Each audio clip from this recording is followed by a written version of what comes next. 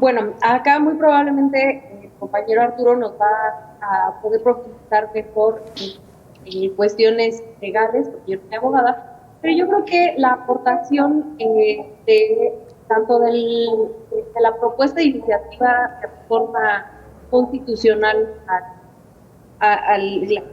obviamente no pasó hoy, tiene que ver con un debate político sobre el papel del INE y nuestro sistema político electoral. En general, yo creo que un poco lo que sucedió con la reforma energética, perdón, la reforma eléctrica, el año pasado, todos aprendimos quién tendría que ser del tema de electricidad. Lo mismo sucede con esta, creo que el beneficio más grande que tenemos en este momento es la discusión que se ha hecho, que hemos logrado tener a nivel público de nuestro sistema electoral y por lo tanto poder entender qué deficiencias tiene el INE, qué cuestiones se pueden llegar a cambiar. Yo sí creo que el plan B se acaba aquí, pero insisto, creo que la relevancia de estas reformas es la discusión política que se ha tenido alrededor de nuestro sistema político electoral y supongo que ya más adelante hablaremos de lo que ahora se le llama el plan C, que eso sí no estoy de acuerdo, pero bueno, aquí nada más como un primer saque.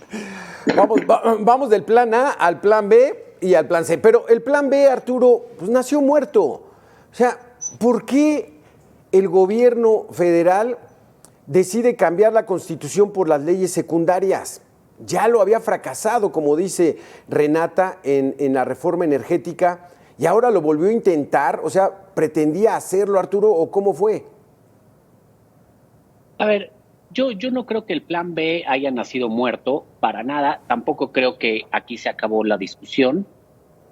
Hay que poner las cartas sobre la mesa, ¿no? El presidente intentó una reforma constitucional, no le alcanzó la votación porque es una votación calificada, y entonces fue por una reforma a las leyes secundarias. En este sentido, la oposición, el INE y digamos, varios trabajadoras del INE han cuestionado la constitucionalidad de esta reforma a través de diferentes recursos jurídicos, como son las controversias constitucionales, las acciones de inconstitucionalidad y los amparos. De hecho, en los amparos ya se han ido otorgando algunas suspensiones provisionales y en el caso de la controversia constitucional que presentó el INE, el ministro ponente, el que se encarga de hacer la sentencia de esta controversia, planteó una suspensión que es de carácter provisional, es decir, en lo que resuelvo en definitiva y determino si es constitucional o no el plan B, que no surta efectos. ¿Por qué? Porque pues, podría causar un daño en caso de que fuera inconstitucional, podría causar un daño irreversible. Hay que recordar que estamos muy cerca del inicio del proceso electoral.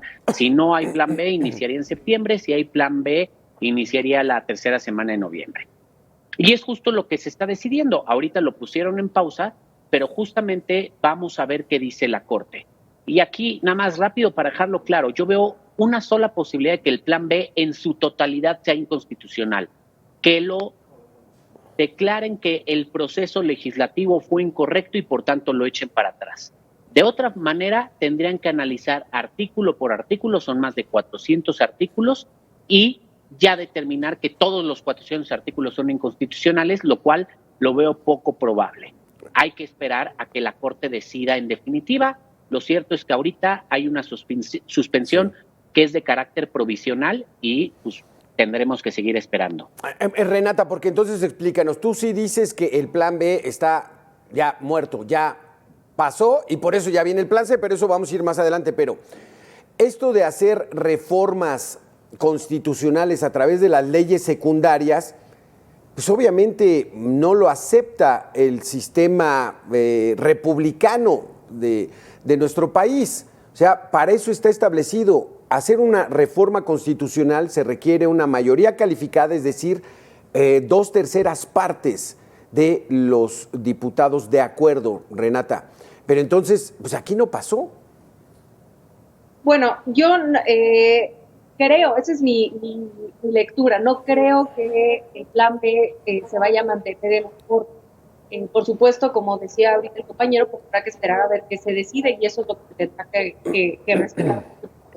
Lo que sí no estoy de acuerdo es esta lectura que se hace sobre las leyes secundarias para lograr en forma una reforma constitucional.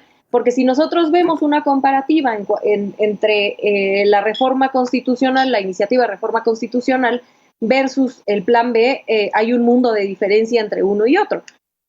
Y además de todo, para eso se tiene el Poder Judicial para decidir si este plan B no es constitucional. De no serlo, pues no pasa y listo, ¿no? Entonces, no es como que el presidente lo va a poner a fuerza o que la Cámara de Diputados y Senadores y Congreso de la Unión lo va a hacer a fuerza, por supuesto que no. Simplemente para eso sirven los contrapesos institucionales en nuestro país y está muy bien que existan, para eso están.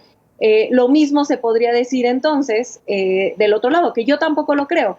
Decir, bueno, ¿por qué el Poder Judicial se está metiendo en un proceso legislativo que pasó por mayoría simple porque son reformas secundarias? Yo creo, tampoco estoy de acuerdo con esa postura. Creo que en ese sentido el Poder Judicial, con todas las críticas que se le pueden hacer, con todas las posturas políticas que sabemos que toman, yo prefiero, digamos, tenerlo y que se acepte ese contrapeso a decir, bueno, se están metiendo en un proceso legislativo que no les corresponde. Creo que simplemente estamos viendo una vida democrática, institucional, con tres poderes autónomos y separados que se están haciendo contrapeso, y así funciona la democracia mexicana, y qué bueno.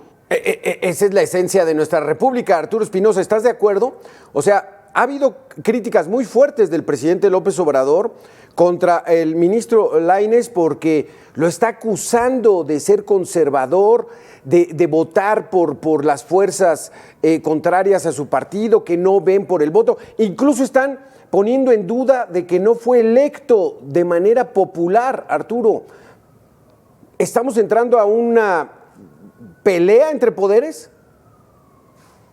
A ver, todos y todas ya sabemos que el juego del presidente es un juego de oratoria, es un juego de comunicación, y desde luego que no le gustó claramente la suspensión dada por el ministro Lainez. De ahí a cuestionar la legitimidad del ministro, la legitimidad de la Corte, hay que entender que la Corte es un contrapeso justo al ejercicio del poder por parte del legislativo y por parte del ejecutivo. Es el órgano que se encarga de salvaguardar el orden constitucional y que tanto el legislativo como el ejecutivo no excedan sus atribuciones, no quieran ir más allá de sus funciones y respeten la Constitución. Creo que el ministro Lainez actuó dentro de los márgenes que la ley le permite, dentro de lo que la Corte ha establecido como un parámetro constitucional válido, y como dije, solo una suspensión de carácter provisional. Los jueces, este debate ya lo hemos tenido, si son electos popularmente o no, lo ideal es que no lo sean, es un órgano de carácter técnico, es un contrapeso a los otros dos poderes y es un guardián de la Constitución. Ahora, hay que entender que esto es parte del juego democrático en cuanto a que haya un equilibrio de poderes y que cada poder tiene sus propias facultades y sus propias atribuciones.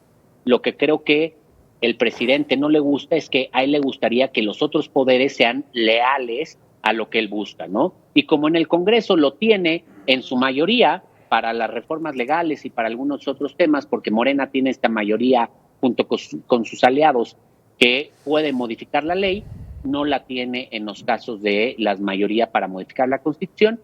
Ahora en la Corte no encuentra estas lealtades que tuvo los 4 años anteriores gracias al control que tenía el presidente en ese entonces, Arturo Saldívar. Y todos sabemos que cuando se contradice el presidente o cuando no otros poderes u otros órganos del Estado no siguen lo que el presidente quiere, pues va a usar esta poderosa aparato de comunicación que tiene y esta gran capacidad que tiene de oratoria y de dialéctica para atacarlos y para cuestionarlos y, si se puede, para desprestigiarlos. ¿Eso es bueno, Renata, ese ataque que puede darle? Porque incluso hasta han ya lanzado acusaciones graves ahí en la Suprema Corte contra la presidenta ministra Norma Piña. Pero vamos a hacer una pequeña pausa, regresamos en 2 minutos, volvemos con ese tema, Renata. Espinosa, el presidente tiene el poder de las mañaneras. Le llega muy bien a un público, no a todos, pero sí le llega a un público muy importante, pero en esas críticas ha llegado ya a exacerbar el asunto de que tiene manifestantes afuera de la Suprema Corte, donde están diciéndole lo menos groserías a la presidenta de la Corte, Norma Piña. ¿Esto es válido en la democracia mexicana? A ver, a mí me gustaría primero contestar con que el hecho de que el presidente haga un posicionamiento público sobre Lainez, sobre que no fue electo, incluso sobre que no fue electo democráticamente, porque no lo es, porque así funciona también y tendría que haber una reforma constitucional para que así fuera, pero es una postura válida, que se puede o no estar de acuerdo. El hecho de que él haga público estos señalamientos me parece a mí que es un avance en la democracia, porque antes el ejecutivo siempre ha operado a la Suprema Corte y al Poder Judicial. Lo que pasa es que antes estas diferencias o estas posturas políticas las tenían por atrás de la mesa, ¿no? Tenemos el caso muy claro, por ejemplo, de Calderón con el ABC o de Calderón con el tema del aborto aquí en la Ciudad de México, que lo operó con Medina Mora. Sabemos, es público el hecho de que los presidentes tienen diferencias con el legislativo o con el Poder Judicial en este caso. La diferencia hoy es que estas diferencias se hacen públicas y eso creo que es positivo para cualquiera. Se puede o no estar de acuerdo con la postura del presidente, sí, pero el hecho de que se haga un debate público, abierto, me parece muchísimo más. Sí, lo ves sano, Renata, pero hace unos meses no era Arturo Saldívar, era muy cercano al presidente de la República, ¿no, Arturo Espinosa? A ver, yo creo que desde luego es sano que haya diferencias entre los poderes y que se respeten los diferentes puntos de vista. Pero es eso, bajo un contexto de respeto. Creo que lo que vemos al día de hoy es al presidente descalificando continuamente a los jueces y a las juezas, a los ministros y a las ministras, y esto lo que fomenta es la polarización, y esto lo que abre es un espacio para un discurso de odio que después se ve traducido en la quema, aunque sea una quema simbólica, en la quema de muñecos con la imagen de la presidenta de la Corte, o en las protestas que se tornan violentas, groseras, agresivas, en contra de los ministros y ministras en la propia puerta de la Corte. Esto lo que genera es la polarización, y eso no debe ser. En una democracia debe de haber tolerancia y debe de haber respeto. No tiene que haber consenso en todos los temas, pero el disenso debe de ser dentro del respeto y dentro de la tolerancia que es necesario entre poderes. Eso es vivir en democracia. Fomentar el discurso de odio, fomentar la polarización, fomentar la desinformación. Creo que eso es un riesgo para la democracia absoluta. Para cerrar este tema, nada más, Renata Turrent, tu opinión al respecto. Sí, y bueno, aquí voy a disentir de mi compañero Arturo, porque creo que, en primer lugar, la polarización en este país existe por razones estructurales desde hace muchísimo tiempo. No creo que tenga que ver con una postura política del presidente en cuanto al Poder Judicial. Yo, al igual que el presidente, no me parece correcto ni las groserías, ni siquiera la quema de la ministra en la marcha, de la piñata de la ministra en la marcha. Pero esto no tiene que ver necesariamente con el presidente. En las marchas del INE ha habido quemas del presidente. Es una práctica popular que nos puede o no gustar. A mí, en lo personal, en específico, en el tema con una mujer, me parece que puede ser violento por la situación tan complicada en la que vivimos las mujeres en términos de violencia en este país, pero me parece una falacia asegurar que es por la postura política del presidente. Y tres y último, creo que tiene que ver llamar discurso de odio a una postura política que tiene el presidente, me parece muy peligroso porque vacía de contenido un concepto como discurso de odio que ha costado mucho trabajo construir. Y entonces llamarle a todo discurso de odio lo despolitiza y entonces si todo es discurso de odio, nada es discurso de odio. Y eso creo que es muy peligroso. En todas las mañaneras creo que jamás hemos escuchado discurso de odio por parte del presidente hacia nadie, ¿no? Pero definitivamente no a la ministra Piña ni a otros ministros. Entonces creo que puede haber un desacuerdo político fuerte que, insisto, me parece a mí sano, pero eso no creo que haya generado una polarización que tenemos desde hace décadas en este país. Derecho de réplica, Arturo Espinosa. ¿No es discurso de odio decirles que son corruptos sin demostrarlo, decir que son conservadores y que están en contra de los intereses del pueblo? ¿Cómo lo ves? A ver, insisto, ¿no? En una democracia se vale disentir, es sano disentir, hay que hacerlo definitivamente con respeto. Y me parece que el presidente, cuando disiente, lo cual es válido, no lo hace con respeto respecto de quien disiente. Ha atacado y, como dices, ha llamado corruptos, le pone calificativos a quienes descalifica y les pone calificativos con quien no está de acuerdo, y no solo a los ministros o ministras, a los jueces o juezas, a la oposición, a analistas políticos, a comunicadores, y esto lo que genera es más polarización. De por sí justo el país está polarizado, lo cual estoy de acuerdo. Lo que tiene que hacer un líder en el país, el máximo líder de este país, es acabar con la polarización, tratar de unir al país, no tratar de dividirlo más. Y ahí hay que decir, en las dos marchas que ha habido en apoyo al INE y a la democracia, no se ha quemado al presidente de la República, mucho menos una figura del presidente de la República. Probablemente haya habido consignas en su contra, manifestaciones de desacuerdo, pero no ha habido un acto simbólico de quema del propio presidente de la República. Y yo creo que esto es justo porque se busca que haya disenso, que haya intercambio de opiniones, diferencias de opiniones, pero siempre con respeto. De eso se trata la democracia. Cerramos el tema, Renata. Ya quedamos, ¿no? Son dos posiciones, que la gente valore si es un mensaje agresivo, fuerte, contradictorio, de odio, pero pues bueno, ahí ya lo veremos. Déjenme presentarles, para el consejero presidente del INE, Lorenzo Córdoba, el todavía consejero presidente, la resolución del ministro Javier Lainez permite preservar la posibilidad de tener elecciones libres y auténticas en México, esto después de haber aventado a la congeladora el Plan B. Escuchemos. El llamado así Plan B, que pone en riesgo las capacidades institucionales de las que dependen las condiciones de certeza, legalidad, transparencia y credibilidad de las elecciones en nuestro país. Una batalla jurídica que aún no concluye, pero que en las semanas recientes ha permitido una serie de resoluciones judiciales muy importantes para preservar la posibilidad de seguir contando con elecciones libres y auténticas en nuestro futuro. De acuerdo a tu posición, Renata, ¿estaba en riesgo el proceso electoral en nuestro país con este plan? Bueno, no considero para nada que estuviera en riesgo, y si lo estuviera, entonces me parecería peligrosísimo o por lo menos que requeriría una profunda evaluación al Instituto Nacional Electoral el hecho de que una reforma secundaria pusiera en riesgo a un instituto y a una democracia que, según ellos mismos, se lleva creando desde los años 90 de manera independiente, ¿no? Entonces yo creo que es un insulto para el INE, para el mismo INE y por supuesto para la democracia mexicana, decir que una ley secundaria pone en riesgo la democracia. No lo creo así, pero insisto, qué bueno que para eso existen los contrapesos y una revisión constitucional en la cual, de no parecerles constitucional el Plan B, pues se echará para abajo y las elecciones correrán de la misma manera en la que siempre han corrido.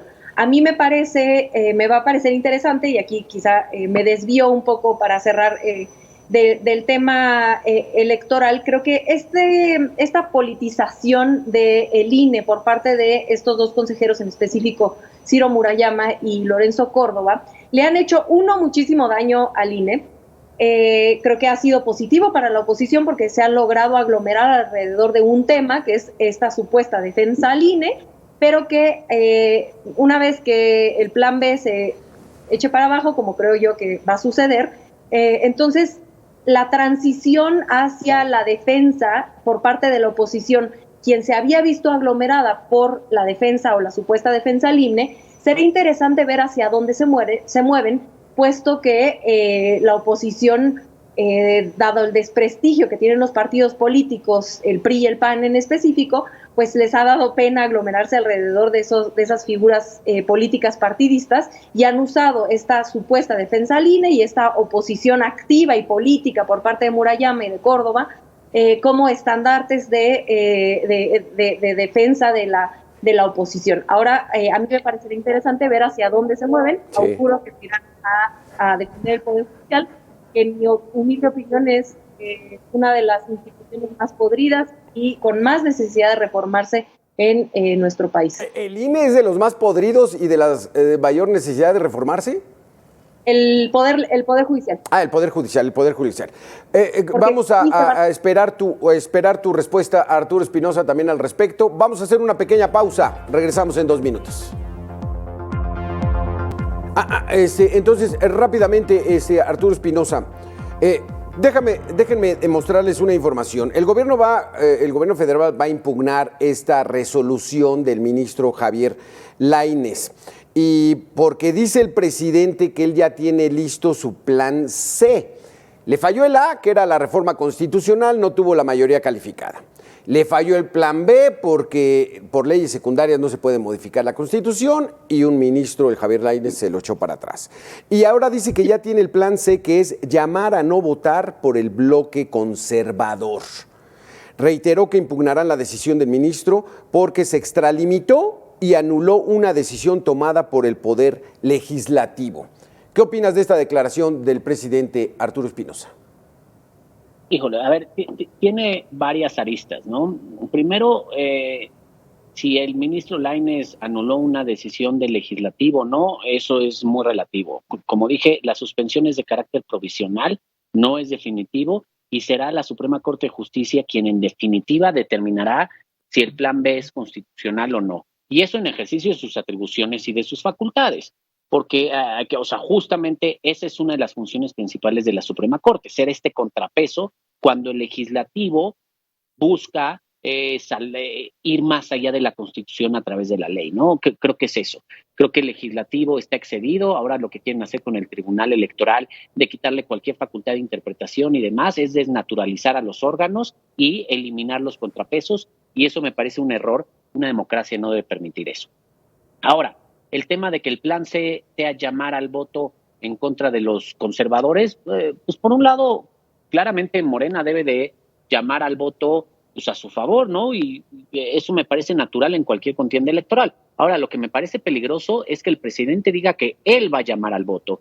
De acuerdo con el artículo 134 constitucional, él es el presidente de la República y tiene la obligación de respetar el principio de neutralidad. Él no se puede inmiscuir en asuntos proselitistas. Fue algo de lo que tanto se quejó que Vicente Fox hizo en 2006 y de lo que alega que fue indebido en esa elección y por lo que después exigió una reforma. Entonces, creo que aquí el anuncio que me parece grave es que el presidente hable de las elecciones de 2024 como si él vaya a ser uno de los principales actores o protagonistas de esas elecciones, porque entonces lo que va a estar haciendo no es llamando al voto en contra de los conservadores o a favor de su partido, sino lo que va a estar haciendo es violando la equidad de la contienda y violando la Constitución.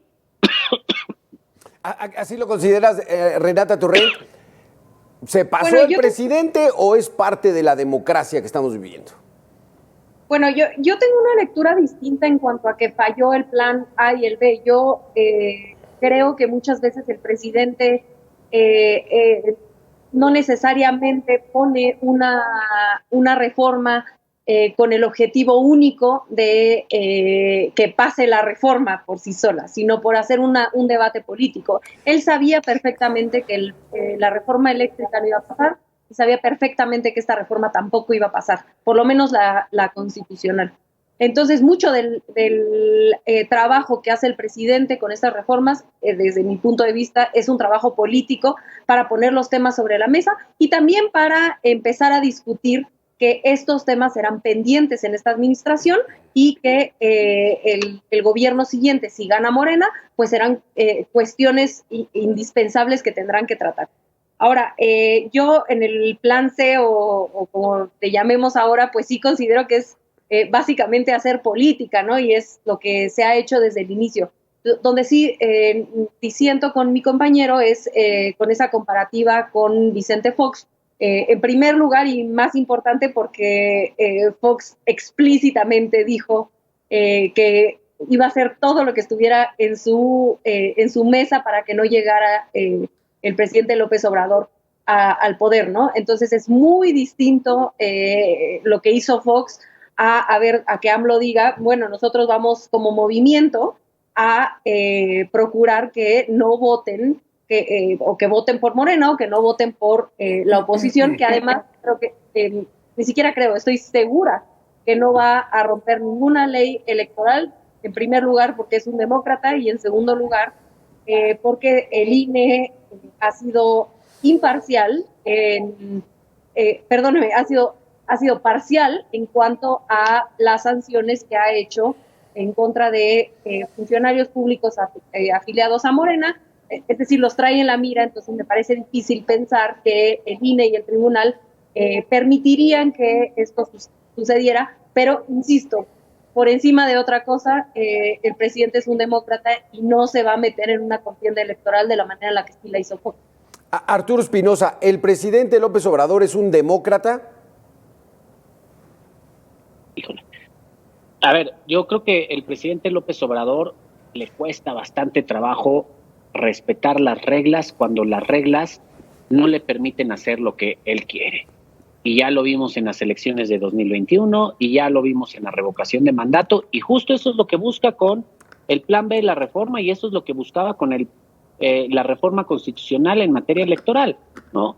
Hacer las reglas de manera que puedan ajustarse a sus planes y lo que él busca, ¿no? En su momento él exigió que los servidores y las servidoras públicas no intervinieran en asuntos electorales, exigió un principio de neutralidad. Ahora que él es gobierno, le molesta que se sancionen y se castiguen a los servidores y servidoras públicas de su gobierno que violan este principio de neutralidad. Yo no sé si el presidente es un demócrata o no, creo que en su momento Andrés Manuel López Obrador fue un demócrata que contribuyó mucho a la transición a la democracia de este país, que aportó mucho.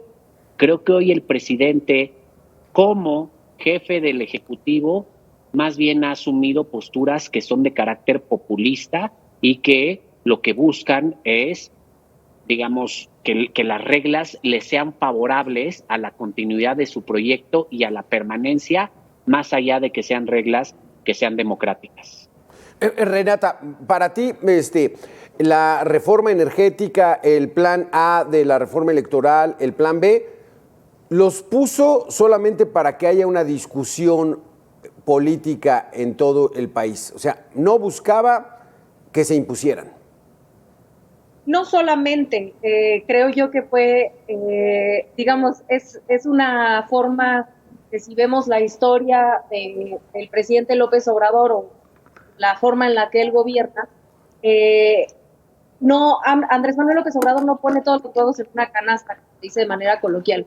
Entonces, para el presidente, el hecho de que la reforma, insisto, porque hay paralelismos importantes en la reforma eléctrica y la reforma electoral, el hecho de que no pasara, no necesariamente era una derrota en su contra, pues logró poner en la conversación pública temas que para él considera importantes. Otro tema, Renata, rápidamente, porque se nos acaba el tiempo. Para la elección de su candidato, del candidato de Morena, ¿respetarán las leyes, de los reglamentos o la contienda democrática? Sí, bueno, eso le corresponde a Morena, no al presidente, pero estoy totalmente segura de que se hará, porque además de todo, las corcholatas están muy metidas en que este proceso sea transparente. Entonces, eso no tengo duda, ¿no? Creo que comparado con otros partidos políticos, podemos ver una gran diferencia entre cómo se eligen los candidatos de Morena versus cómo lo hacen en el PRIAN, donde hay idea de que son acuerdos populares. Si me dejas hacer nada más que quiero yo poner con mi compañero, que habla de, bueno, en primer lugar no me queda claro qué parte del presidente López Obrador no es, por qué decir que no es un demócrata sin mostrar ninguna prueba de su falta de democracia, más allá de decir esta consigna de que es populista. Y bueno, un populista puede ser un demócrata y un técnico, un tecnócrata, un neoliberal puede no ser un demócrata. Es una falsa equivalencia, ¿no? Entonces, no respetar las elecciones de 2021, de la revocación de mandato, no me queda absolutamente, no entiendo de dónde vienen estas acusaciones, porque quien no respetó el proceso de revocación de mandato, en todo caso, fue el INE, ¿no? Que no hizo su chamba para promoverla como dice la Constitución que se debe hacer. Sí. Ya rápidamente se nos acaba el tiempo. Arturo Espinosa, entonces, entramos en un debate muy, muy interesante, pero ya nada más quisiera saber contigo, ¿cómo ves tú la elección de Morena? Dice Renata que el presidente no se va a meter en Morena. Tengo mis reservas. ¿Cómo ves la contienda? Ya Marcelo Ebrard dice, voy yo. Tengan respeto, tengan pudor, todavía falta. Claudia Sheinbaum ya les dijo, van a formar parte de mi gabinete. ¿Cómo ves esto rápidamente? A ver, de entrada es una contienda adelantada, ¿no? Ellos ya están compitiendo por una candidatura cuando los tiempos del proceso electoral ni siquiera se han abierto. Las precampañas son los momentos idóneos para definir las candidaturas al interior de los partidos políticos y Morena ya está en una contienda adelantada, está bien. Dos, quien destapó las corcholatas, como les llaman, fue el propio presidente. Entonces, si eso le llama no meterse, él es el que ha dicho quiénes son los posibles sucesores. Y a quien no menciona el presidente, ni siquiera se le está considerando. Tres, las propias corcholatas como tal han dicho que las reglas no son claras y que han mostrado su inconformidad con las reglas. Recientemente lo hizo Marcelo Ebrard, en su momento lo hizo Ricardo Monreal. Yo creo que Morena decidirá su candidatura, ojalá y lo haga dentro de los tiempos de la ley y no en los tiempos que ellos mismos establezcan, aunque ya sabemos cuál es el resultado de este. Yo creo que el presidente sí tiene la decisión final y prácticamente la decisión única, aunque lo disfracen con otros mecanismos, encuestas y demás. Y yo creo que al final, porque es una gran capacidad política que tiene el presidente, se van a cuadrar y van a respetar todos el resultado, porque pues justamente quien toma la decisión es el líder de ese país, de ese partido, es el propio presidente de la República y todos respetan y el presidente sabe hacer un muy buen trabajo político en ese sentido. Pues muy interesante nuestra charla. Renata Turrent, profesora de la UNAM, Arturo Espinosa, director de Estrategia Electoral y especialista en Derecho Electoral. Muchas gracias por haber estado con nosotros. Esperemos vernos nuevamente sobre otros temas y que pasen muy buena tarde. Encantado, muchas gracias. Vamos a hacer una pequeña pausa, muy interesante nuestro debate aquí sobre el Plan B electoral y la situación política de nuestro país. Regresamos en 2 minutos.